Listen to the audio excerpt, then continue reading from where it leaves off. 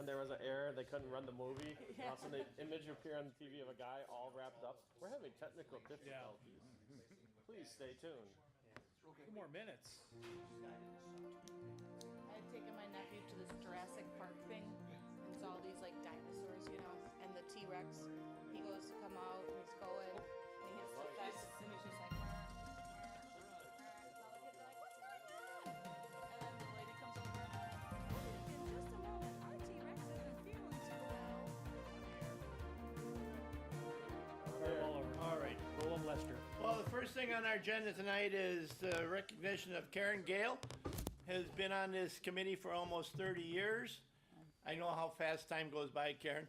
We wouldn't know that it had been that long. I didn't recognize that either. I didn't realize I was that old. All right.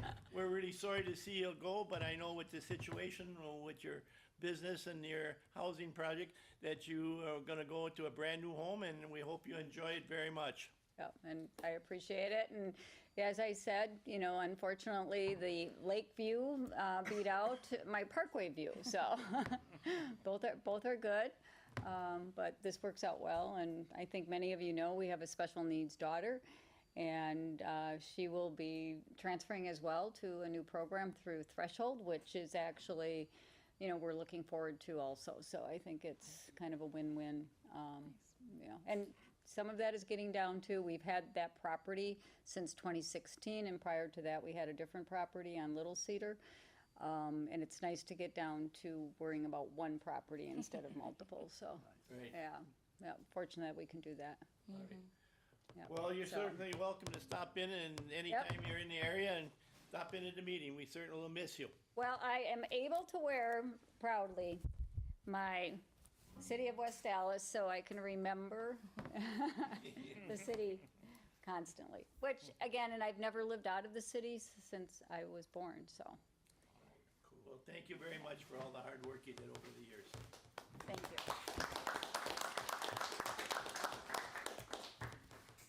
Okay, the first thing on the agenda tonight is public hearings. Patrick, you Approval of the wanna- minutes. Next item is approval of the minutes. Way ahead of myself. Yes. The first thing on the agenda is approval of the minutes of the May 14th meeting. Can I have a motion? Second. Second, so moved in second. Is there any further corrections to the minutes? If not, everybody in favor, please say aye. Aye. Opposed? Minutes stand approved. Now we'll go to the public hearing. Patrick, you have the floor. Thank you, Mr. Chairman. I'm going to be reading this on behalf of the chairman. Public hearing regarding the proposed creation of tax increment district number 20, the proposed boundaries of the district, and the proposed project plan for the district. I call the meeting of the Community Development Authority of the City of West Dallas to order. I, Jerry Motter, Chair of the Community Development Authority, notice of hearing will now be read. Public hearing, as I just said. The Executive Director of the Community Development Authority has filed with the authority the notice of hearing. The affidavit of publication was filed as soon as it will be received from the official paper and as required by section 66.1333 of Wisconsin statutes. These documents will be made of the public record and the proceeding in this matter.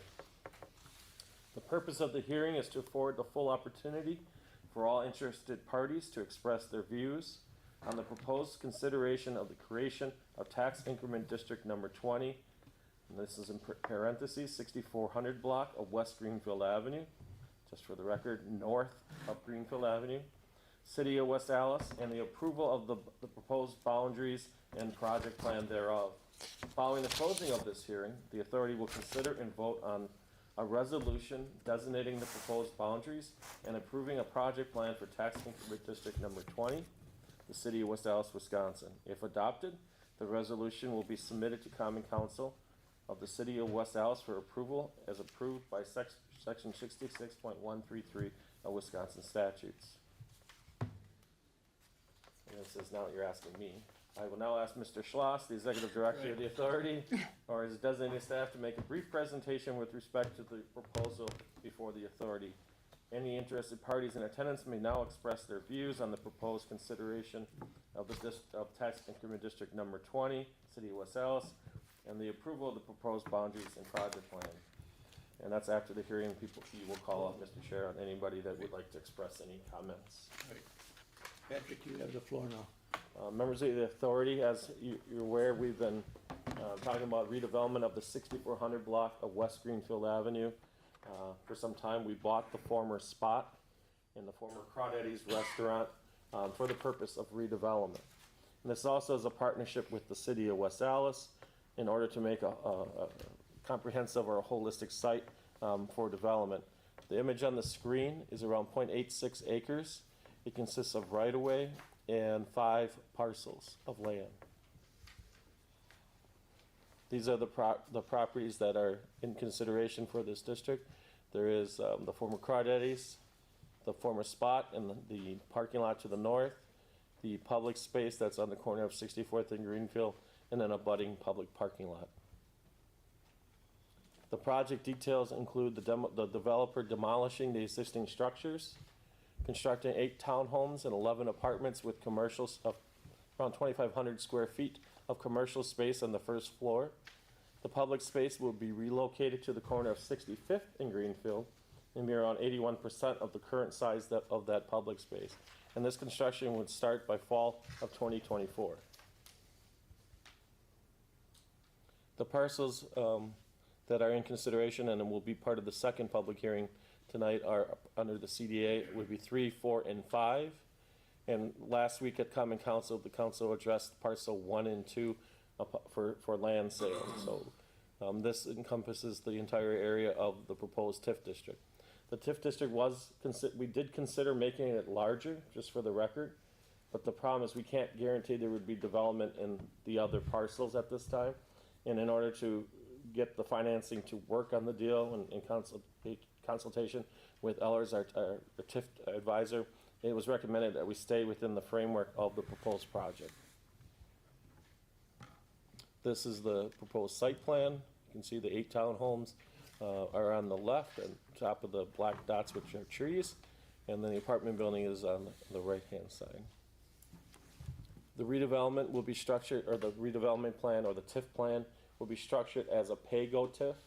That means the developer has to finance the increment stream privately, and through the increment that is gained on the project, we provide a payment back to the developer that is after we take out an administrative fee for the district.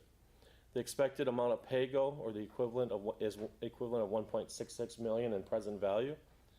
We are looking at our 27-year TIF per statute, and if it can achieve the dollar amount prior to that date, then the TIF could close earlier.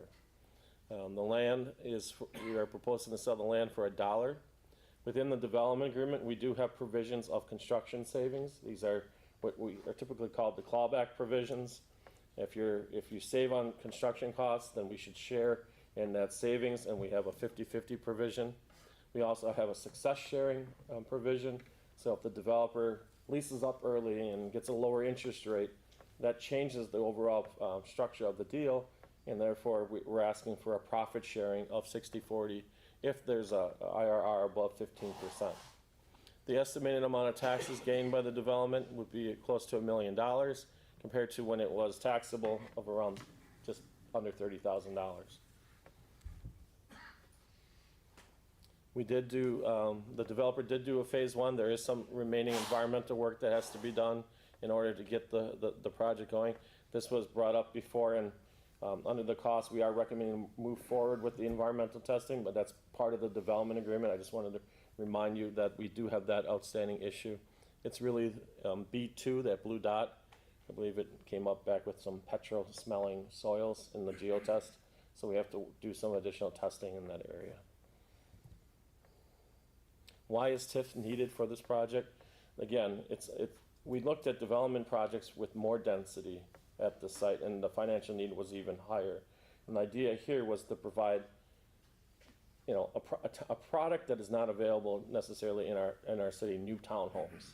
Here are 8 new townhomes. We haven't done a development like that in a while, in an apartment building with mixed use on the lower level with a public space. It's kind of a unique project, and it's not as dense as other proposals where we had 4 or 5 story buildings proposed with higher amounts of subsidy. This is 1.66 million. at this point, and of course the land sale for $1. But the developer is taking on the risk of tearing down the buildings and doing the management of the overall site. Why do we need TIF and the but for? If without the assistance, the project would not be economically feasible. We had Baker Tilly review the financials of the project, and it is marginal in terms of the returns on the project. So with the TIF assistance, it helps get it into a condition to attract private investment in terms of equity, and also a private lending institution to provide the financing. Overall, within the development, it's around $7.2 million. We mentioned the townhomes and the rental rates. You can see the apartments are around 210, the commercial space around 2,600 square feet. And the idea here is a small cafe that would have like a public patio on the western side and really activate the space along Greenfield Avenue. Overall, the developer is doing the demolition. The land value, if you looked at the parking lots and overall just the land, you can see the dollar amounts there of $148,000 to around $44,000 in terms of market value of the land parcels. So we're again gaining on the taxes in time, and we went over the but-for test. Again, new public space construction will start, and again we had Baker Tilly review the financials. I'll gladly answer any questions you may have relative to the development and the proposed TIF. Are there any audience that have any questions for Patrick on this TIF? We do have a representative from Ellers here tonight that has been part. Harry Allen is here from Ellers. If you have any questions about the performance of the TIF. And I know we've included Jason Kazmarek from Finance in the meetings as well to make certain that we're looking out for the best interest of the city. All right, you have no questions? Good question. All right, I'll close it then. There being no parties wishing to address the authority, I now declare their hearing closed and will now proceed to the next order of business. Patrick, you want to do? It looks like the next item on our agenda is item 4, which is a resolution to adopt the plan and the TIF boundaries. All right, I'll read that. Item 4, resolution to establish boundaries and approving the project plan for tax increment district number 20. Move approval. Second. It's been moved for approval. Is there any further discussion? If not, do we need a roll call for this one, or aye? Yes, a roll call. Wayne Clark, Yes. Karen Gale, Aye. Gerald Motter, Yes. Michael Suter, Yes. Donald Niemer, Aye. Martin Weigel, Aye. Dana Keen. Aye. Motion passes. All right, we'll go to item 5. Public hearing to consider the sale of the CD-owned land located at the following locations. He does. Yep. Patrick, that one. All right, public hearing to consider the sale of public land located at 6414-22 West Greenfield Avenue, 642426 West Greenfield Avenue, and 13 South 65th Street in the city of West Allis.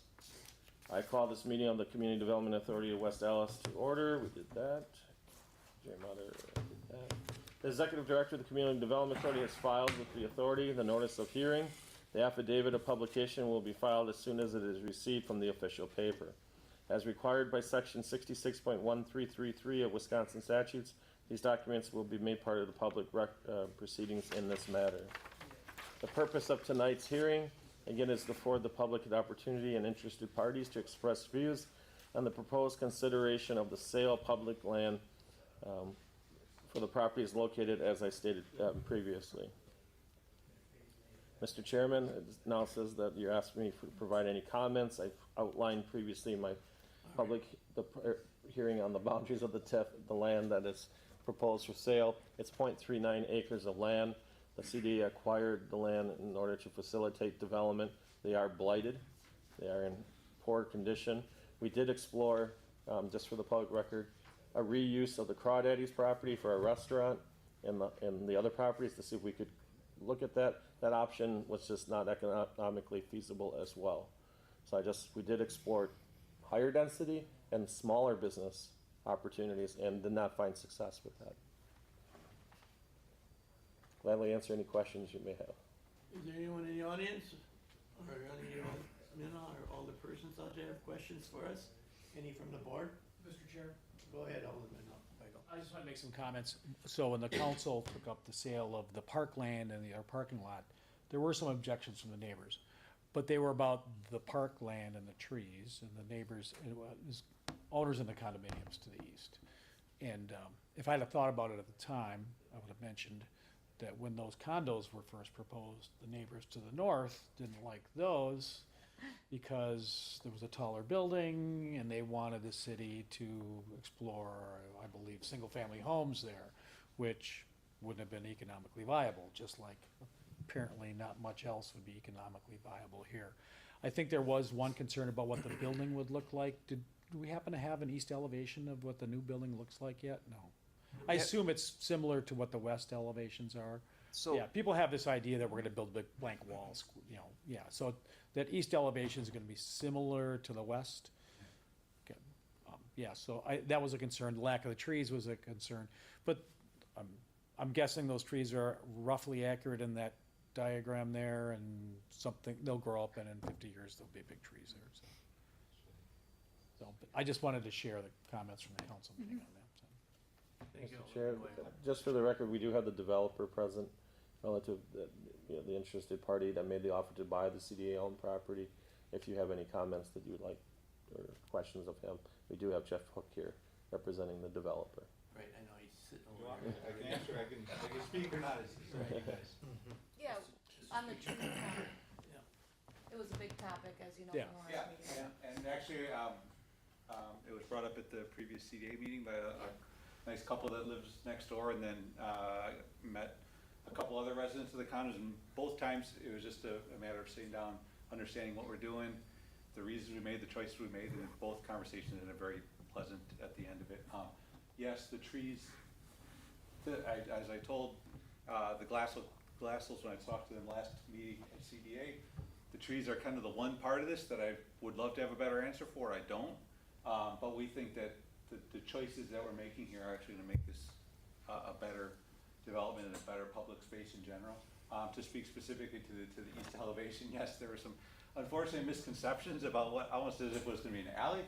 When I showed them the elevations, which are virtually identical to this side, balconies, units, everything else is exactly the same, everybody's very happy with the architecture. Same thing with the street and the backside, so, every conversation I've had with anyone on here, even when they've had any kind of, concerns, it's always been very, very pleasant by the time we finished up. But to speak to these trees, so design-wise, we're actually working with, we're trying to work with Greenprint Partners, which is one of the grant funders with MMSD to try and look in incorporating some environmentally friendly concepts in here, whether it's some of these green roofs or rain gardens, some other kind of things. But one of the things we really want to focus on the park is that it's a little bit more human scale, a little more open and flexible. I think that's one of the things that when I look at the park as it sits, it's a little bit, a little dark sometimes, especially on a cloudy day. What we're trying to do is open it up, more green space so kids can run around and you can do other things that maybe you can bring music out, or you can do something else where visibility and space a little more useful. So that's the concept at the moment. Any further questions? Mr. Chairman. Go ahead, Alderman. Okay, I just let you know too, I talked to some of our residents fairly recently, in fact, and most of the time, and every one of the times I talked to them, what happened was when they found out that what it was gonna look like, or the preliminary layout of it, they changed their mind. They were very happy with what they saw. So, I talked to someone who lives behind there, who was worried about what he was gonna be seeing, and then when he saw the picture, he said, that's fine, and he was someone who owned a business in the city, so I just wanna let you know that. All right, thank you for your input.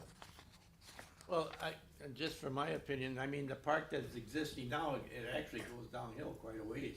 And here you're gonna have a nice, flat, usable park, I think would be much better in the long run. And I should say, actually, one of the really good comments that came from my conversation with the Glassels was, they asked that we make sure that we figure out strategies to make clear that it's public. You know, what their concern was, Yeah. they've seen Yeah. developments like this where it could appear to be, Feels the front yard of this development, which I thought was really actually useful feedback, because we want it to be welcoming. I think that was good to hear from somebody that they want to make sure that people walk past here, they know that this is public space and not a green space that that goes along a public street. So that's one of the things we're working on. All right, thank you. Mhm. Seeing no other questions, I'll now close this public hearing. Closed.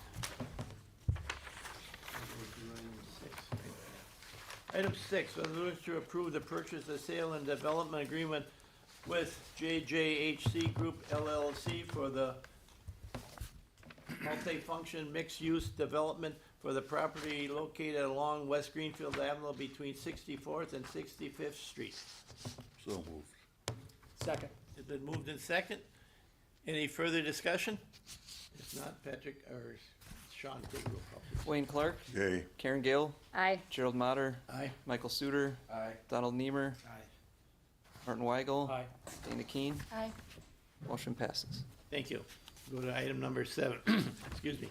Resolution to accept an offer to purchase of land located at 6414 22 West Greenfield Avenue.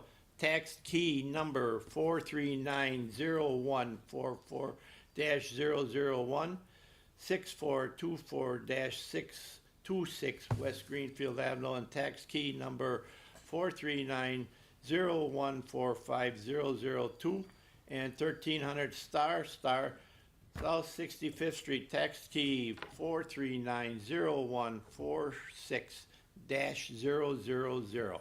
So moved. Second. It's been moved in second. Is there any further discussion? No? Okay.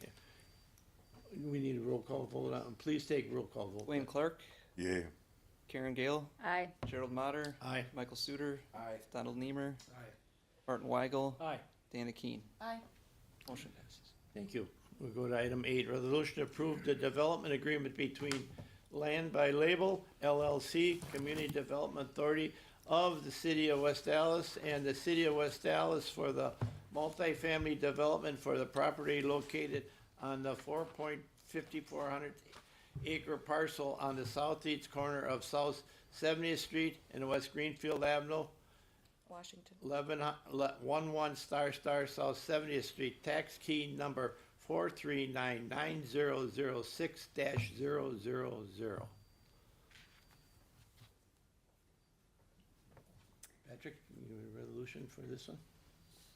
Yes, Mr. Chairman, we do have a presentation on this. This is, you might recall, we created TIF number 16 a few years ago. I think it was like 2018. And the idea was 350,000 square feet of new office buildings. A lot has changed since that day. Some of it's still the same. The idea is still to do some housing, maybe near McKinley Park. The concept is also to create a park. We have the Home 2 Suites that was built, that was completed, and is actually performing quite well, located within this. So, and 1205 and 1135 were updated, new skin on them, new improvements. The gauge came into this area, and we're seeing success. This is the next phase. So phase 1 was, complete. The next phase was stalled because it was going to be office, and now we're pivoting. And we talked about how to use, this acreage of land, and this is a project that would provide that unique architectural statement, gateway feature into our city. 246 new housing units. It's a 5 to, in some cases, I think 6-story building with underground parking, and we're going to get into those details. But the idea here, again, it is a pivot from what was originally in the plan, but I still think it fits in the context of what the idea here is to grow the tax base, to bring people within the neighborhood that will buy goods and services in the neighborhood. We have a big retail center just to the south, and this is just off the Hank Aaron Trail. So there are amenities nearby, in really an ideal location. And when we talked about what this should look like, in terms of 70th Street being a gateway, we talked about, and I don't know if any of you have traveled to East Madison, East Washington and Madison. When you come in, there are some significant new buildings of multifamily that really set a interesting feel as you come into the community. And this is an opportunity for us to make a statement like that as a community. So turn it over to Sean Miller, and he will highlight the purpose behind the resolution and where this project is going. Thank you, Patrick. As Patrick noted, this is a proposal for a 246 unit market rate apartment building on the southeast corner of 70th and Washington Street. Encompasses a little over 4 acres of land. The property outlined in yellow on the slide is currently owned by Cobalt Development. That was part of TIF District number 16.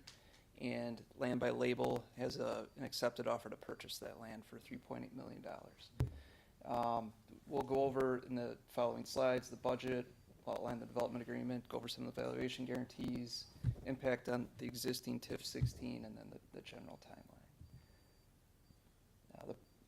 Just to review where we're at, this, we have presented this project to the CDA. Developer actually presented it on March 12th.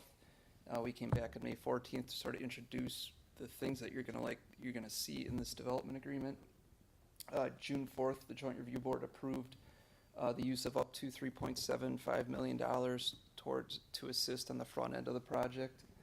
And here we are tonight on June 18th, and then it would go for a final approval potentially on July 10th to the Common Council. Just a review of the project itself. You see the site plan in the upper left-hand portion of the screen. You see the units along the southeast corner of 70th and Washington Street. There's a clubhouse that you'll see there, that sort of breaks up the building on the east side. And sort of the rental breakdown, 32 studio units, 96 one-bedroom, 100 two-bedroom. And then this project has 18 three-bedroom, which makes it a little bit more unique than some of the other developments that we've seen. There are also many direct walk-up units on this, which we also haven't seen many of in other developments. So this kind of gives you a view of some of those direct walk-up units, some of the amenities like the pool and the 2-story clubhouse area. You're gonna have a sports simulator, workout room, dog washing station, kind of a high amenity building that sort of steps up the game for some apartment units in the city. Also very, kind of striking architectural building that'll be seen from a gateway location in the city. This is just another view of the site. The view that you see on the right there shows what a second phase could look like. All that we're looking at today is the westernmost building that you see, the larger building on the screen. But there is a second parcel. This is an existing, a little over 7-acre parcel that's been broken up into 2 parcels. This is lot 1. Lot 2 will remain in the ownership of Cobalt Development. And that just outlines that. What could be built there in the future. And red remains under Cobalt? Red remains under Cobalt. Are they renting that to Whitnall Summit? They rent that. Yep. They rent that parking to Whitnall Summit. Whitnall Summit does also have other parking, including a 5-story parking structure. I was gonna say that has 7 cars in it. Just a view of lots of underground parking. It's again 246 units, so those units have to be accounted for with parking. So this just kind of shows the below-grade parking. And some of the connectivity that you can see that's been created. It's a very thoughtful project in that way, breaking up a very large block and trying to make it a little more accessible as you walk or bike the area or want to access Whitnall Summit. And also the future of Whitnall Summit, I mean, that surface parking area, if they can account for the parking within the parking structure, perhaps that can be developed. So that's just a future vision for that, and just kind of shows another corridor through. As you recall, to the south of this is the Home to Suites Hotel, which was recently developed and is doing really well. This just kind of shows the corridor through the site. We also wanted to give you a big picture idea of why this project's so important. This is just a master plan for the area that shows a lot of interesting things going on. We have a potential Rails to Trails project for the old rail corridor that came off the former, it's the former Hank Aaron Trail is obviously in place along the, moving east to west along the north border of the city. This is a spur track that formerly came off that could be activated into a pedestrian trail and really provide a lot of value and interest to the area, take you down near the farmer's market and through some of our other developments in the area. Would take you by our, Whitnall Summit, our biggest employment center, amongst other areas. Additionally, just to the east of that, there's likely to be a Washington Street extension that takes place as part of the state project for 94 expansion. So that should be put in place within the next 3 to 4 years. And will provide a lot of additional access and activity to this area. Also, the developer had Baker Tilly do an analysis of project impacts. It's easy to talk about what they might be, but they did an economic study of, as people move into this area, what do they do with their money, where would they typically spend it, and things like that. And it shows that there could be a $63 million economic output over the next 10 years, which with much of that being spent within our central business district, which is just down the block.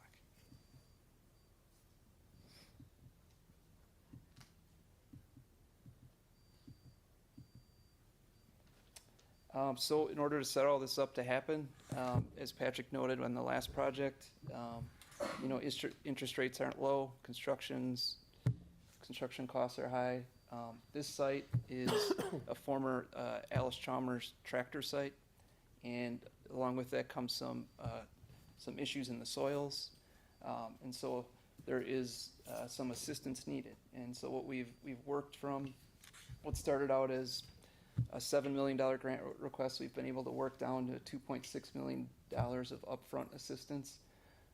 With the help of some of our partners at EPA, would come in with a $2 million 1% loan, and then the DNR be our first use of Ready for Reuse loan, which is very good money at a 0% loan, $2 million.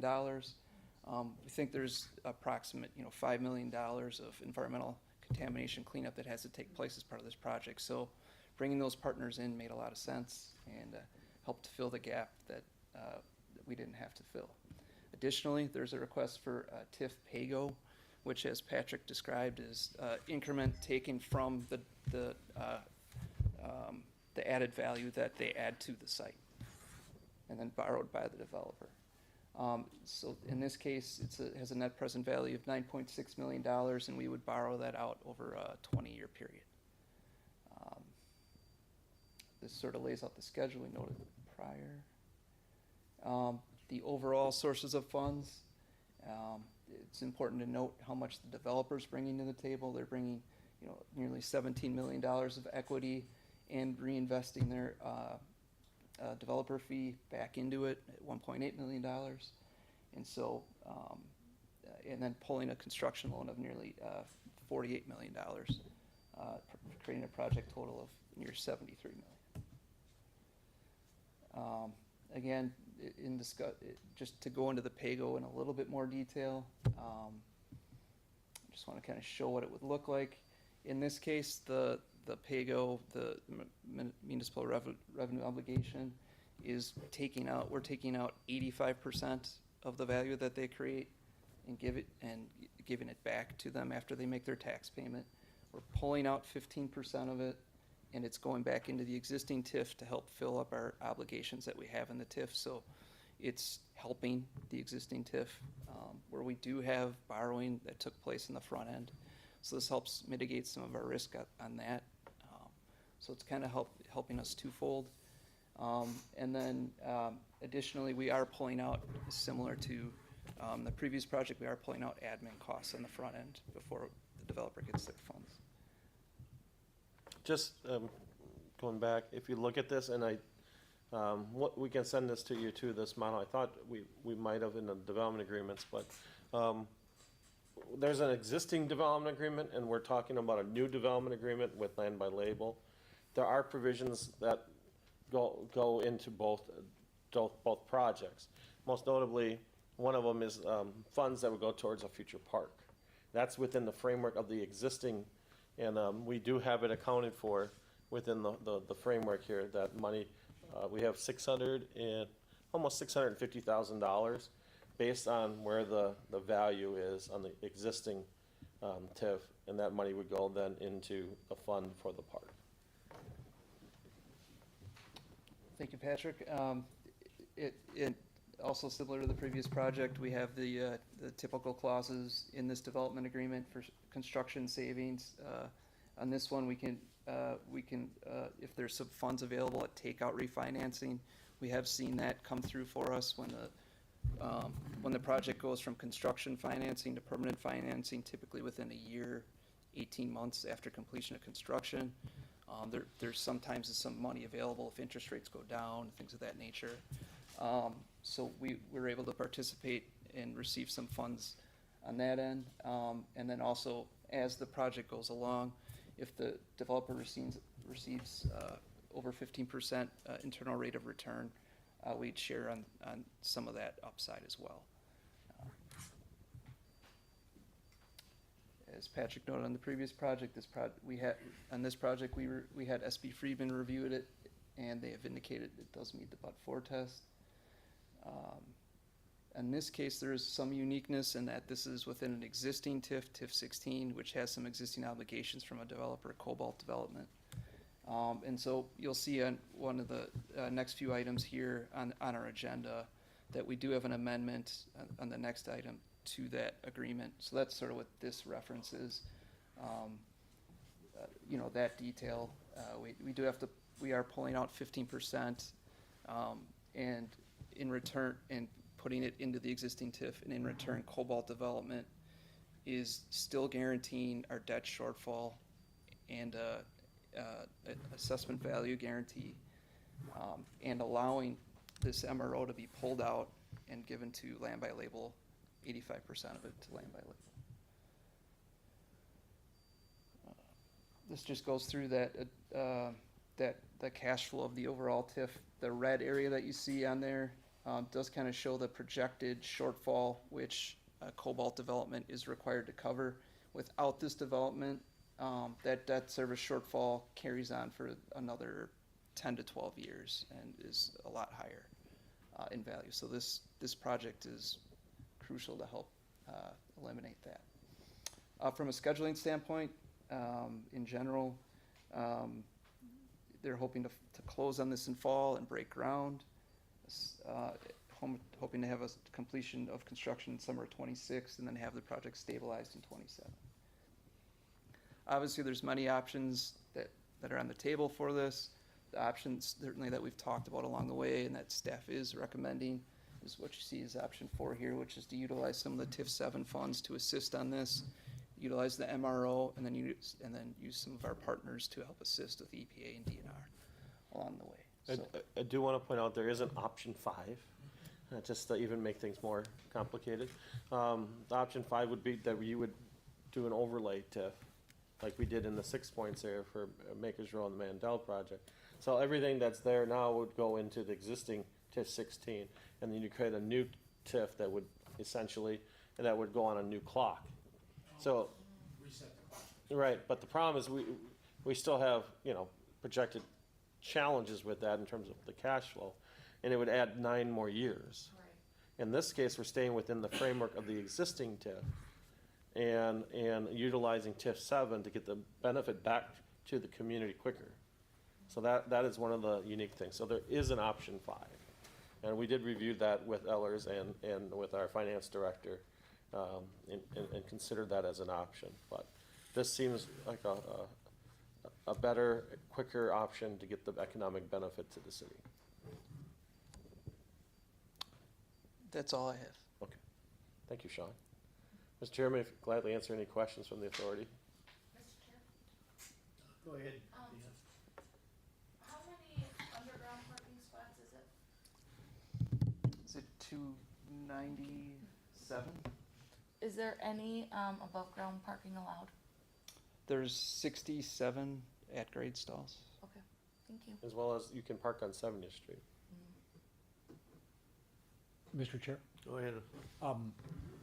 Sona's got electric charging, vehicle charging in their underground parking. There's gonna be some of that. You're watching the market, see what happens with that. So this was only scheduled out for 20 years because we're essentially trying to finish this in the life of this existing TIF. Correct. And I think that was it. I think that was, this is Land by Level's first development? I think they were approved in South Milwaukee for a project, or? We have our first closing in Cudahy tomorrow. Oh. Congrats. Okay. And then we have another one in Cudahy, smaller 78-unit project that we close in June, and then this would be the next one. So this is your biggest one, though? Yes. It's the fastest too, for whatever it's worth. The Cudahy project started months before this one. And so I think it's just a compliment to. Well, they don't have our the development staff. team. Yeah, yeah. Seriously. Thank you, yeah, I know. Mr. Chair.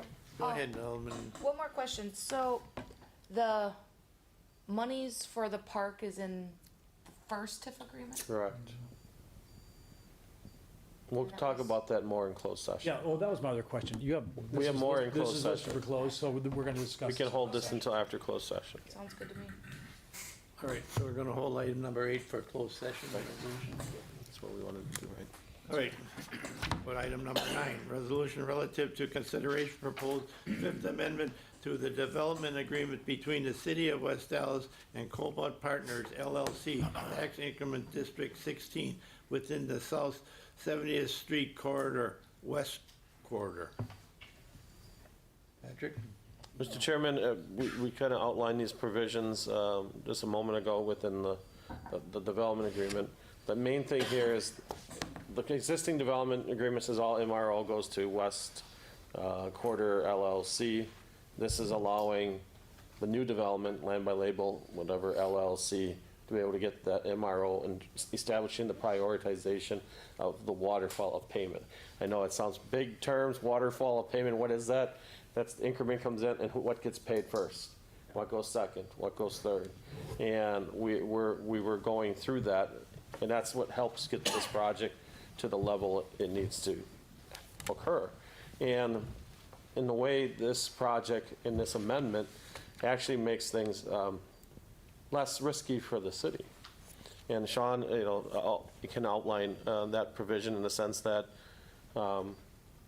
and without this development, we have a TIF that would be challenged. Because we don't have a development occurring on the land that's sitting idle. And we do have guarantees from the developer, but those would rise over time. Getting this structure in here helps reduce that because we get the development going and the district stays, based on our projections, will stay flush with cash. Right, because it's getting the spillover of 15% of the tax value created by the development, which is offsetting then the kind of what you see in the red box there, the debt shortfall payments that the city has to make for the bond that we took out to help pay for the initial borrowing. This development basically covers that, so it only shows 2 more years of debt shortfall because that's how long it takes really for this to come online. So this covers it, so it reduces the risk that way. You're less reliant on going to a developer to ask to cover a shortfall that the city has. I did want to also share that we did, when the developer originally came in, it might have been around 170 units, if I remember right. And it was more of a at-grade parking. And in this, our goal was to maximize, we have one real big asset in the city, it's land. And we want to be able to build up and utilize that land to get the density there that really benefits the city. So we encouraged the project to put in more density. We think it's at a great site. It's going to have views to the skyline on the north end of the building of Milwaukee, connection to the Hank Aaron. It's a very strong, marketable site. And so density was crucial. But as we've talked about before, when you do that, you got to move a lot of dirty dirt. And we're helping with that by bringing in EPA funds to help with those costs, to keep those costs down. Otherwise, that has to be capitalized somehow. So we're being creative that way. Gladly answer any other questions you may have on that. You wanna hold this one for? Yes, please. Okay, we're gonna hold that one also for closed session. We'll go to item 10. Resolution permitting certain expenditures up to $3,750,000 to be made within 1/2 mile radius of tax increment district number 7, Whitnall Summit TIF of the city of West Dallas. We can take that one up after closed session as well. All right, we'll hold that one also. 11, resolution approving stormwater indemnification agreement by and between the community development of the city of West Dallas and Mark Higgins for the property located at Can you 6620 go to the West Mitchell Did I put it Street, in here? Nona parcel number 1, No. the 6 Points Farmer Market redevelopment area. Patrick? So, many of you know that the Makers Row land, which is adjacent to the Sona Apartments, we have Maker Row buildings on CDA-owned land. One of the big hurdles on this is relative to 16 feet of land. That 16 feet of land is what we want to sell to Higgins in exchange for release of an easement that goes towards the west through the development site. And we've been going back and forth here for a long time. And one of the big things is when Mandel laid out the entire site, a reciprocal easement agreement was recorded on the property. What is a reciprocal? It spelled out what property is paying for what relative to all the dirt that was moved, the stormwater pond that was put in, et cetera, and the costs associated with getting like the electric, the roads put in. Everything was divvied up. And we shared this to the CDA prior of who's gonna be responsible for what cost. There is some cost there for the CDA in the sense that Lot 4 is still owned by the CDA, and Lot 3 is still owned by the CDA. But they want relief from that requirement. There's also a provision within, and we said yes. We also said that there's a stormwater connection that goes into this 16 feet of land. That stormwater connection was put in by Mandel because they needed to drain the pond that was put in for stormwater, but they couldn't get it in adjacent to that site because there's a large infrastructure in the middle of Mitchell, large gas lines and other sewer pipes.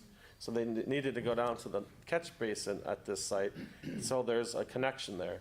So Higgins would like indemnification if they drove over it and it collapsed. Mandel doesn't maintain it. They don't want any liability associated with that. So we said, fine, we'll indemnify you from that. There's also a provision within, going back to the reciprocal easement agreement, that 16 feet of land could be parking. And they want relief from that. So those are the three things, and we, in consultation with our city attorney, said, okay, we'll indemnify that, and they're willing to accept that. So that's the framework of that agreement, and that's what break the dam in order to get things moving in terms of selling the land. Construction of approved towns. And, well, that's another Right. But project. This is holding that whole thing.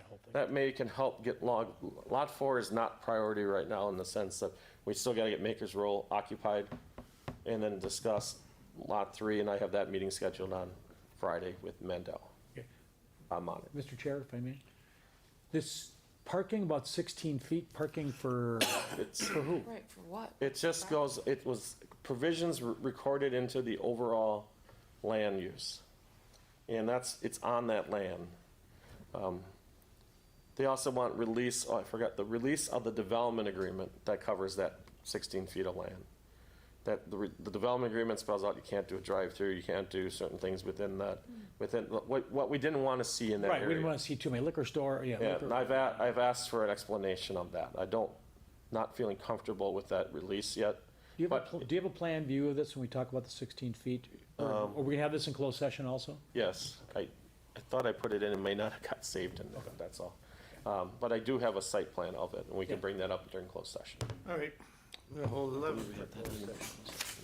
We'll go to item number 12, discussion regarding the redevelopment area located at 13 Star South 65th Street. We can discuss that in closed session, Mr. Okay, we'll Chairman. hold that one.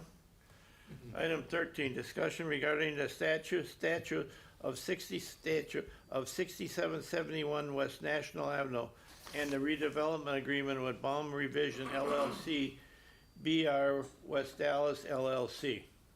Patrick or Sean? I'm gonna have to turn this one over to Sean, but we have good news.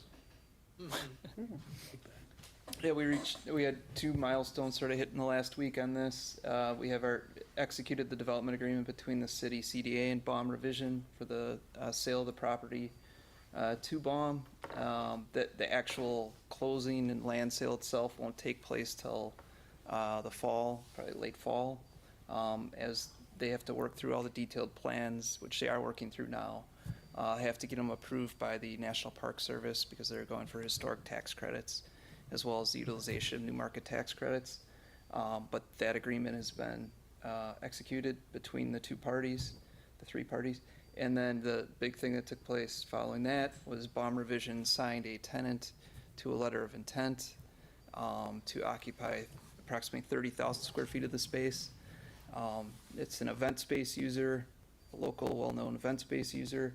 They would divide, this is a little bit unique from others in that they divide the space into 2 potential event spaces so they could rent out 2 sides of it. Or you could rent out the whole thing, so it'd be movable walls, which did add to the tenant improvement costs quite a bit. And so they have asked Fire for some assistance on that. It does seem like Fire might be willing to step up and assist as long as the developer assists with some maybe sharing on the back end of the project. So, but very good news in those regards. Yeah, just wanted to give an update on that. Keeping you all informed, so. Go ahead, Alderman Whiting. Is this tenant also gonna do remote events like a previous tenant? What it comes to, does this tenant have a fleet of vehicles that they lose to do, they're gonna do, it's the parking issue. This is different. It's a This is a different bird. different type of user. This is the previous interested party was more of a support role for events. This is a user that has event spaces and runs events. So they're not gonna be keeping a fleet of, likely not. They're Not gonna, aware they're of. still gonna have parking requirements. Right. But they're gonna be different. There also is still 7,000 square feet of space to be leased, so I don't wanna say We're somebody not- we're won't have Not vehicles sure, there. yeah, cause they're not taking the whole building. Right, Right. So still, what the part that remains is the south end of the LZ. building where it goes down to 1 story. It goes from sort of the open bay manufacturing area to the 1-story addition. So that part remains open for lease. So we're continue to look for prospects for that end. But getting the main tenant Is- gets it stabilized and gets things going. I think they've even invested money into the architectural costs, so they're a shareholder in this now, so, The tenant has. yeah.